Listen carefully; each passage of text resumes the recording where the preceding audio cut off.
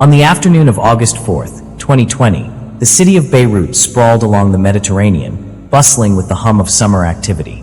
Tourists admired the city's ancient architecture.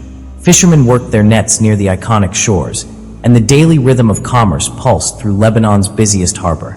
Yet, as the sun began its slow descent, the unthinkable was already in motion beneath the routine. A disaster, soon to be branded as the world's largest non-nuclear explosion, was brewing near the heart of the city. This was not only a tale of physics and combustible chemicals, but a profound story of neglect, systemic failure, and the intersection of fate with history. An account destined to scar generations of Beirutis and echo as a warning to the world. Nestled in the northeast quadrant of central Beirut, the city's port had always been a hub of life, a terminal for commerce, the heartbeat of Lebanon's imports and exports, and a lifeline in a country so often pressed by political and economic strain. The port's iconic silos, visible from almost every part of the city, stood as both a monument to human industry and resilience. Few, except the most attuned, noticed the silent threat that had been lurking for years within its walls. A cargo, seized, forgotten, and mishandled, rested in a rundown warehouse, its potential for devastation vastly underestimated by even those who knew of its existence. On that day, the ordinary would shatter into the extraordinary. The boundaries between daily life and disaster, between the past and a chilling new reality, would vanish. Satellite images captured before and after that fateful day tell the story in stark, unflinching terms. Where once stood vast hangars and orderly containers, there was now nothing but destruction. A crater 135 meters wide, instantly claimed by the sea as if to cleanse the earth of what once resided there. The scale of the damage defied comprehension, as if some ancient and angry force had swept across the peninsula, reshaping it in a matter of seconds. In every camera angle, every eyewitness account, and every grief-stricken face broadcast to the world, the question lingered. How did this happen? For Beirut, a city with resilience built into its very bones after decades of conflict and hardship, the explosion was more than an act of destruction. It was a blow to the soul. Yet, the story is not solely about loss. It is about the anatomy of catastrophe, from the mundane bureaucracy that allowed tons of ammonium nitrate to be stored like old trash, to the split-second chemical reactions that unleashed hell into daylight. It is about the warnings ignored, the systemic weaknesses exposed, and the dawning realization that sometimes disaster is not an act of fate, but a predictable outcome built layer upon layer, year upon year, decision upon decision, until only tragedy remains possible. This narrative does not begin or end with the could-have-beens and what-ifs, though such questions haunt every survivor and every family torn apart by the blast. Instead, it begins with the facts: a city, a port, a warehouse, and silent, virtually invisible, a threat that would alter the course of a nation. The coming chapters retrace this harrowing journey, from that ordinary summer afternoon to the moment when time seemed to stand still, marked by a frozen clock face amid chaos and fire. For those who would understand not just what happened, but why it happened, only patience and a careful tracing of details will suffice. The afternoon sun shimmered over Beirut's harbor, casting golden light on the sprawling city as workers, commuters, and families went about their daily routines. While the surface of the city teemed with the energy of ordinary life, deep within the port, a small crew of laborers prepared for a seemingly routine task. At Hangar 12, a cavernous, aging warehouse lined with rusted containers and towering bags of materials, welders readied their torches to repair gaps in a steel door. Sparks flying, few imagined these actions might soon ignite tragedy. The entire chain of events, though it would unfold in mere minutes, was many years in the making. It would become one of the most chronicled days in Lebanon's modern history, a moment forever etched into the memory of a city, a nation, and the world. The timeline is both precise and chilling. At approximately 5:45 p.m., the welders commenced work on the already vulnerable structure. Within Hangar 12, in conditions that would later be described as cramped, humid, and highly dangerous, lay almost 2,750 tons of ammonium nitrate stacked beside oil, kerosene, and even boxes of fireworks. The heat of the welding torch met stray particles, perhaps dust or shavings accumulated from years of poorly managed storage. In the moments that followed, witnesses inside and outside the port reported seeing wisps of smoke, at first slow and uncertain, then billowing rapidly, colored with strange hues. The harbor master's office radioed in an alert, A fire had started in Hangar 12. Meanwhile, just outside the port's walls, life continued on as usual. In one nearby district, a bride stood on a city sidewalk, the photographer adjusting his lens, her train trailing like the day's last rays of light. Suddenly, the air began to vibrate with distant rumbles. A low, unnatural sound rippled across the streets, drawing confused faces to windows and balconies. Firefighters, responding quickly, maneuvered their engines through the narrow, bustling port roads towards the rising plume. The initial assumption, a typical warehouse blaze, dangerous but manageable. When the first responders reached the warehouse doors at about 5:55 p.m., they were met by a roaring inferno. Flames leapt from inside, punctuated by pops and crackles far louder than those made by burning wood or cardboard. It sounded like fireworks, a survivor would later remark. Yet the men sent to fight the fire were unaware of the true scale of the danger behind the walls. Seconds stretched as reports of the fire's intensity crackled over radios and cell phones across Beirut. Some port workers began filming on their phones, capturing the glow rising above the harbor. Then, a soundless moment before all sound at once. An initial, smaller explosion sent debris and a blast of hot air out through breached metal doors. This lesser blast momentarily pacified onlookers, who believed the worst might be over. But then, only about 30 seconds later, came the main event. Described by one eyewitness as an act of God, the explosion ripped through Hangar 12 and the port, releasing its stored energy in a flash of searing light and a thundering shockwave. The physics of this instant are staggering. What began as a chemical fire escalated into an explosive decomposition of thousands of tons of ammonium nitrate. In this moment, a ferocious white vapor dome formed. Water vapor flash condensed from the air by the pressure of the blast, followed almost immediately by a towering column of red-brown smoke, colored by the nitrogen dioxide byproducts of the detonation. The shockwave raced outward at supersonic speed, shattering glass, flattening buildings, and sending people and vehicles tumbling as far as several kilometers from the blast center. The moment was captured on countless cell phones and security cameras, their footage seared into the collective consciousness. Across Beirut, what followed was chaos. Streets rippled as the pressure wave blew out doors and windows. Cars upended and piled atop one another.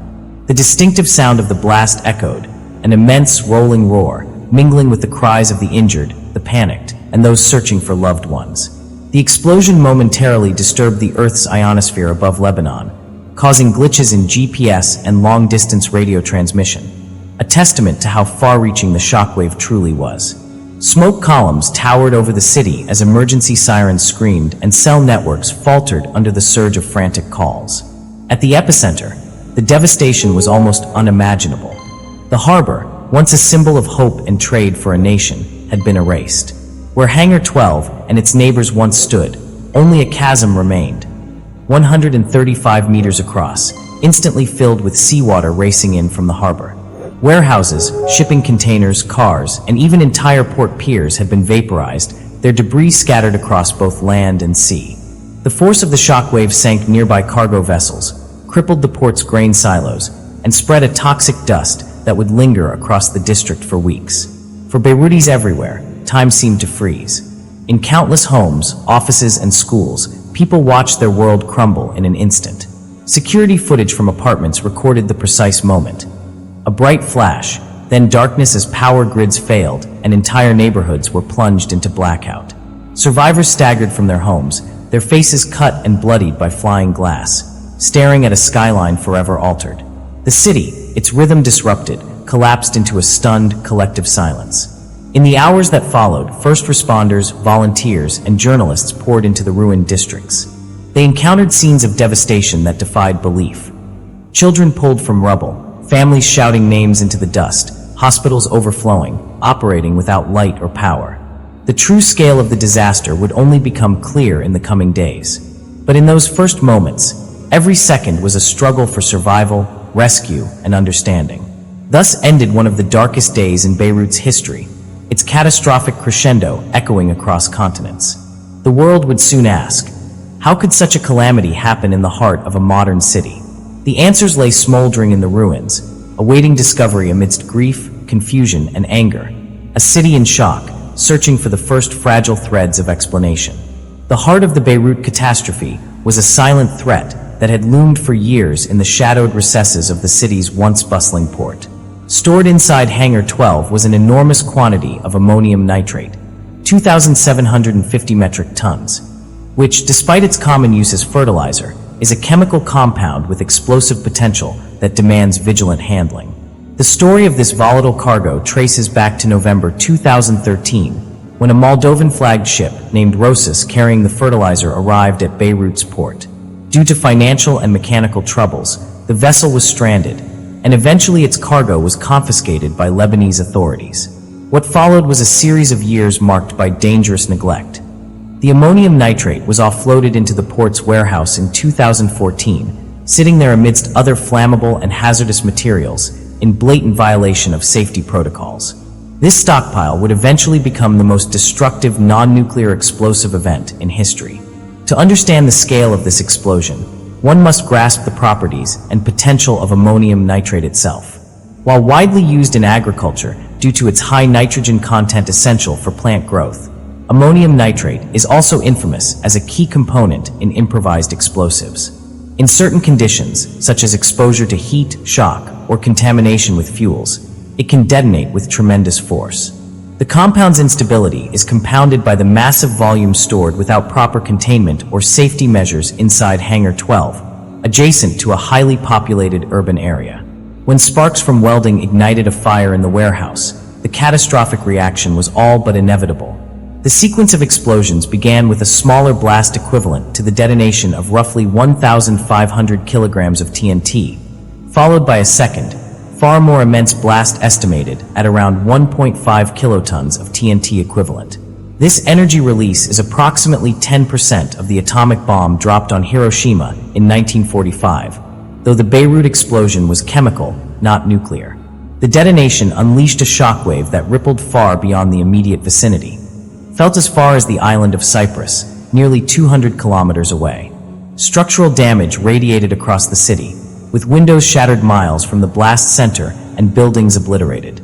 Scientific analysis of the explosion reveals a textbook example of a high-order detonation. The initial ignition produced a supersonic shockwave, immediately followed by the iconic white vapor dome, formed by the rapid condensation of water vapor due to the sudden pressure drop. This was succeeded by a colossal red cloud comprised of nitrogen dioxide, a byproduct of the explosion, painting the sky with a sinister glow. The explosion's force instantly gouged a crater over 135 meters in diameter, flooding it with seawater as the harbor reclaimed the devastating scar on the Earth. The blast also had significant secondary effects.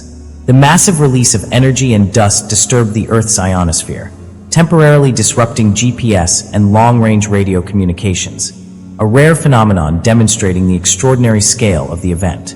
Infrastructure across Beirut was crippled.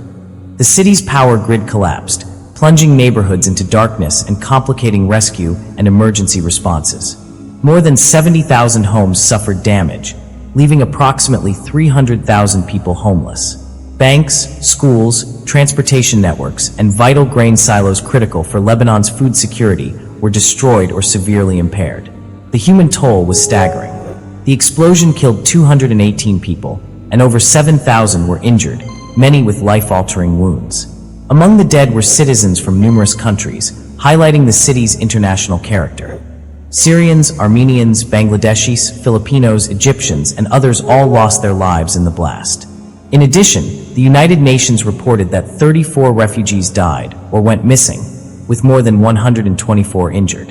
Among the injured, at least 150 survivors were left permanently disabled, while the psychological scars of trauma would endure across generations. Medical facilities, already strained due to Lebanon's ongoing economic and political crises and the COVID-19 pandemic, were overwhelmed. Hospitals close to the blast site suffered direct damage and loss of functionality, forcing many casualties to be treated in ad hoc conditions, on sidewalks, in parking lots, or hastily arranged shelters. The confluence of a devastating natural disaster within the context of a fragile healthcare system underscored the deep vulnerabilities Beirut faced. The economic aftermath compounds the tragedy. The World Bank estimated the material damages from the explosion to be between $3.8 billion and $4.6 billion USD, a crushing impact on a country already mired in financial hardship. The destruction of the port, the economic lifeblood of Lebanon, brought commerce and vital imports to a near halt, exacerbating shortages of medical supplies, food, and fuel. The port explosion was not just a momentary blast, but a cataclysmic event with long-term ramifications for Beirut and Lebanon's economy, health, and societal fabric. In sum, the massive stockpile of ammonium nitrate stored in unsafe conditions transformed an industrial fire into a bomb of unprecedented magnitude, shattering lives, infrastructure, and hope across Beirut. The explosion's scale was a tragic testament to what happens when hazardous materials meet negligence, a calamity whose power and consequences will be studied for decades to come. The following sections will explore the immediate aftermath, the impact on the people of Beirut, and the subsequent search for accountability.